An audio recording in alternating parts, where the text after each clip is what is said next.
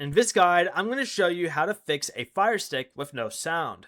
This is Miguel from Just Pause, and before we get into this guide, make sure to like the video and subscribe to the channel with all notifications on for more content like this. It really does help out the channel and we'd greatly appreciate it. If you have any questions, just ask them down in the comment section below. I'm going to be doing my best to reply to every single comment down there.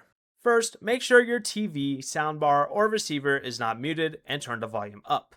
Then restart the Fire Stick by holding the select and play pause buttons together for about 5 seconds. Next, go ahead and open your settings, select display and sounds, choose audio, and set surround sound to best available. If that does not work, try PCM instead. If you use a soundbar or receiver, disconnect it temporarily and connect the Fire Stick directly to the TV. Also try another HDMI port. Then another thing you can try is going back to your main settings, selecting My Fire TV, choosing About, and checking for any updates.